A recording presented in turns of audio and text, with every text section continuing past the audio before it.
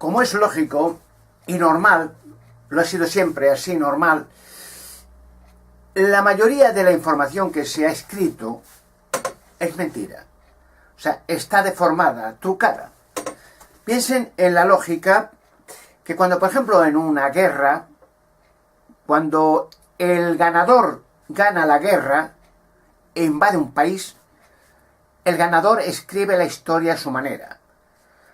Por ejemplo, Franco, en su guerra privada, ganó la guerra con el apoyo del Vaticano, como siempre, de Hitler, de Mussolini, incluso de los moros, y muchas otras naciones, y mucho dinero, para ganar la Guerra Civil Española, del 1936 al 39. Franco ganó la guerra y entonces, naturalmente, pues la religión que le apoyó y le subió al poder, como a Hitler, pues le puso como glorioso. Francisco Franco, por la gracia de Dios, ponía en las monedas, ¿no?, un ungido de Dios, un enviado, un supremo. Le quisieron hasta canonizar, hacerle santo.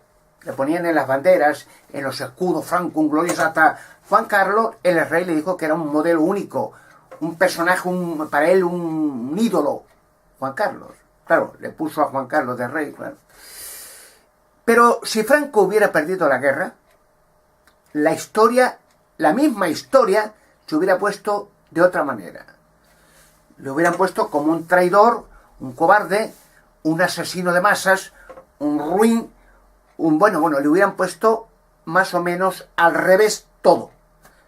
Y naturalmente la Iglesia Católica hubiera pedido perdón por el error de haber apoyado a Franco, y se disculpa, y hubiera apoyado a la República de nuevo. Si Hitler hubiera ganado la guerra, le hubieran puesto mejor que a Franco. Bueno, le hubieran puesto un dios, un glorioso, el Tercer Reich, el dios del mundo. Le hubieran puesto, se proponía, la conquista del mundo, el Tercer Reich, la raza aria y el exterminio de todas las demás razas, en campos de exterminio. Pero perdió la guerra. Entonces la historia la escribe otro, poniéndole más o menos pues lo que fue. Un genocida, un loco, un enfermo mental, un asesino de masas, etcétera, etcétera, etcétera. Más o menos la historia. Pero siempre la historia la escribe el ganador, no el perdedor. Hay muchas cosas de Hitler que la gente ignora, muchísimas, o que quiere ignorar. En muchos casos lo quieren ignorar, no recordarlo. Por ejemplo, Hitler tenía, como lo tienen los reyes, el Vaticano, los grandes banqueros, políticos, tienen y tenían a consejeros satanistas, ocultistas. Hitler tenía una secta, la secta Thule, que era una secta satánica, pues que le aconsejaba por sesión espiritista lo que tenía y no tenía que hacer. Entonces, en uno de los mandatos, porque Hitler no movía un dedo, sino era por los consejos de los satanistas, y tenía un satanista general visible, Heinrich Himmler, el responsable de los campos de exterminios de millones de judíos y no judíos, en toda Alemania, en toda Europa, en Polonia, en todos sitios. O sea, su fin era exterminar la mitad de la raza humana, más o menos el fin de los Rockefeller y Rothschild, exterminar la mitad de la raza humana o más, y esclavizar a la otra mitad. Hitler, en sesión espiritista, le mandó a Heinrich Himmler, por orden de los demonios, siempre los espiritistas dicen los espíritus de la oscuridad, nunca dicen los demonios. Los demonios, la palabra demonio quiere decir rebelde, resistidor, contrario, diablo. Bueno, pues le mandaron a Heinrich Himmler a Toledo, a España, a Toledo. Y Heinrich Himmler fue a Toledo en busca de la cueva de Hércules y la mesa de Salomón. Y el robot, no se olviden, que protege la mesa. Porque hay profecías, y son verdaderas, que rezan de la siguiente manera. Profecías de los falsos cronicrones, que eran 12 judíos que cuidaban las entradas a la cueva de Hércules. Hay muchos túneles en Toledo. Y en la finca de Gares también. Por cierto, la finca de Gares pertenecía a un primo de la reina Sofía, Alexandros Tamanakis. No lo olviden.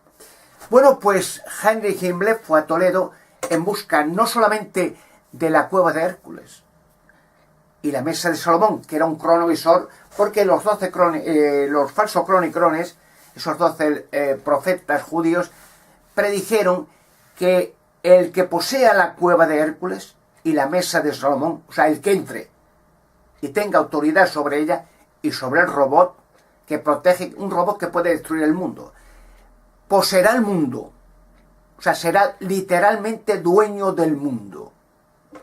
Pero también le mandaron a Heinrich Himmler en busca del Arca de la Alianza, porque el Arca de la Alianza es el instrumento que era el conducto de Dios, el creador del universo, de la tierra, con la humanidad. Antiguamente Moisés hizo el arca.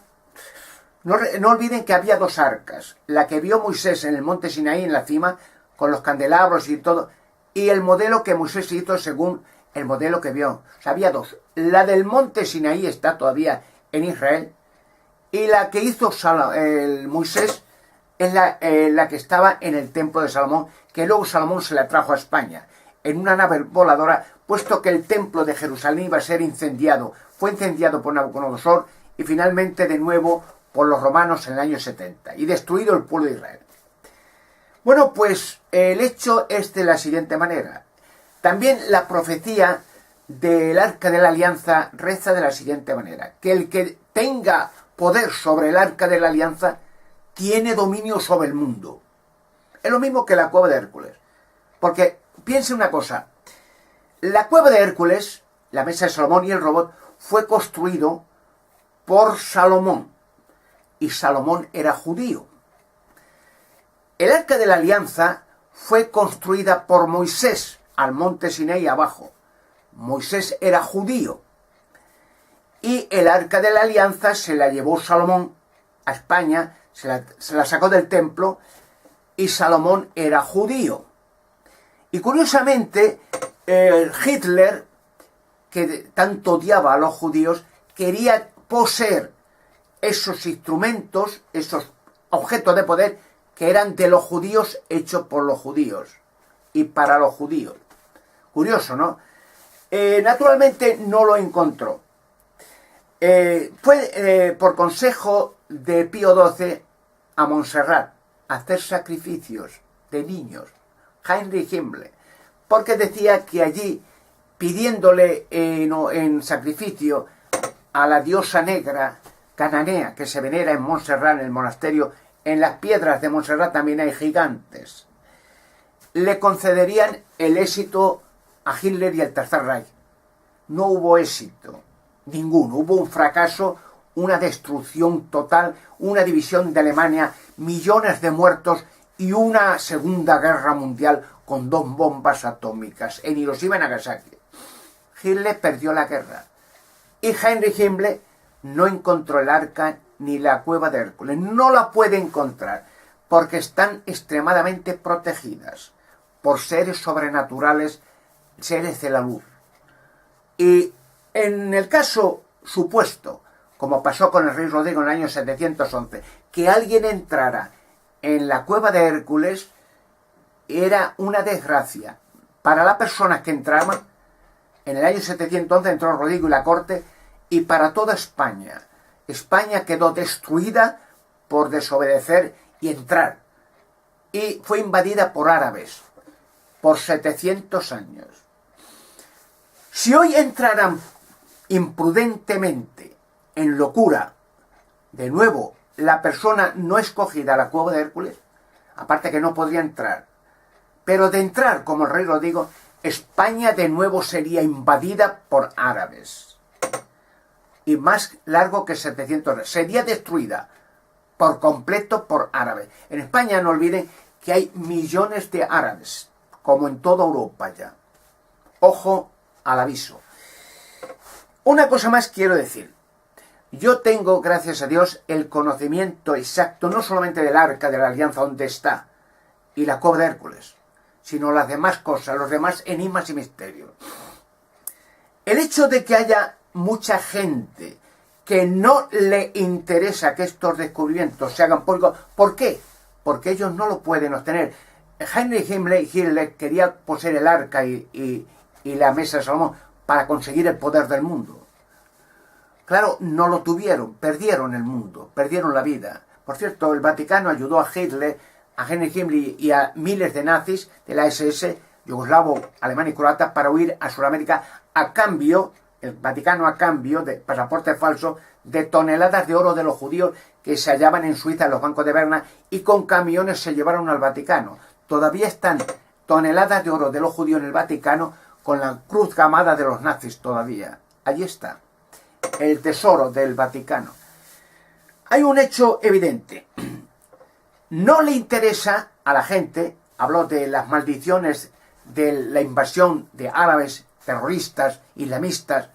No, ¿verdad? Créanme, no hay interés, mucho interés, en acabar con el terrorismo islamista. Hay muchas personas que viven de la guerra, no solamente políticos, fabricantes de armamento. El Vaticano es uno de los mayores accionistas de armamento del mundo. Así que un mundo de paz y seguridad es una ruina para los fabricantes de armamento y para muchos políticos. Sería una cosa facilísima, facilísima acabar con el terrorismo islamista. Pero aunque no lo crean, no quieren. Le voy a poner un ejemplo. Es sencillo. Con que yo saque los gigantes dentro de rocas, están vivos, de 10 metros y más, en España y en todo el mundo. Yo conozco los emplazamientos en España. Sería un palo de muerte, no solamente para las religiones en general, para los terroristas islamistas, porque daría muchas conferencias sacando más cosas sobre el engaño de las religiones, cómo quienes formaron las religiones, los seres de la oscuridad que están en la tierra, aquí están esperando su propia destrucción, de aquí no van a escapar, ellos y su organización. Y claro, eso disolvería el fanatismo islamista, porque claro, la gente tampoco es tonta, se le ha engañado. O sea, los terroristas islamistas, jóvenes, hombres y mujeres, están engañados. El fanatismo de la religión. ¿Qué sucedió cuando el catolicismo, con las cruzadas hacia Israel y hacia Arabia?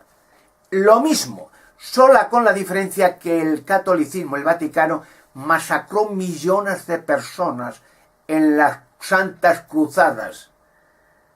Y no quedaron ni hombres en Europa. La última cruzada fue de niños porque habían exterminado con las cruzadas todos los hombres de Europa. Ahora eso sí, quedaban el Vaticano, los cardenales, los obispos y las llaves del cinturón de castidad de las mujeres. La última cruzada fue de niños. No valieron para nada las cruzadas, salvo para enriquecer el Vaticano y la religión católica, robando todo lo que podía, arrastrando tras sí y dejando millones de muertos por todas partes. El Islam, el fanatismo islamista, acabaría de un plumazo. Basta con que se enseñe los gigantes dentro de rocas. No quieren. Y claro que no acabe nadie con la guerra, porque de acabar con la fabricación de armamento es un desastre para muchos mangantes, políticos, corruptos y gente así, traficantes de armamento, que ganan fortunas con la guerra y que no falten guerras. Que no haya nadie que se le ocurra acabar con la guerra, porque el 11 de septiembre fue preparado para la guerra contra Irak, Irán y todos esos países. Para eso se preparó ese atentado terrorista, entre comillas. Claro, aparte de eso, el temor que tienen, claro, es que mucha gente, el Vaticano y otros, ganan inmensa fortuna explotando a la gente con la religión. Va pidiendo miles de millones. O sea, su voz es pedir dinero, con avaricia, dinero, masas de dinero. Los gobiernos se lo dan. Pero si se demuestra, y se demostrará, que todo es un fraude, que esta religión no tiene nada que ver con el cristianismo, de nada, ni la más remota relación, y que es un fraude creado por extraterrestres, como las 30.000 religiones más de todo el planeta, se disuelve el fanatismo religioso. Los muchos islamistas terroristas tirarían las armas porque abrirían los ojos y se darían cuenta que todo es un fraude, una mentira, que todo es un engaño, arrastrar las masas a matarse unos a otros. Y por otra parte, sacar yo la cueva de Hércules y el arca de la alianza, se me asumiría a mí, por ley, el poder de la profecía del que el que posea el arca de la alianza y el que posea la cueva de Hércules, la mesa de Salomón, poseerá el mundo. No por nada se está aproximando hacia mi persona, eso es profético, está por todas partes, miren internet, el título de gran monarca. Un monarca que cambiará el mundo, que revelará todos los enigmas y misterios y que abatirá las falsas religiones para siempre. Es por eso que mi voz y mi persona está súper prohibida en los medios de comunicación, bajo amenazas de muerte, al que tan siquiera diga Alberto Canosa en un medio televisivo. Tarde o temprano estos enigmas y misterios se van a resolver, y muy pronto ya. Y no hay forma humana de evitarlo. Claro, yo no es que ansie el poder de conquistar el mundo, como Hitler. Lo tendré con un propósito, para desbaratar las obras del diablo. Primera carta de Juan, capítulo 3, versículo 8. Dice textualmente, para esto fue manifestado Jesucristo, o sea, para esto vino a la tierra, para desbaratar las obras del diablo. Para eso será el gran monarca.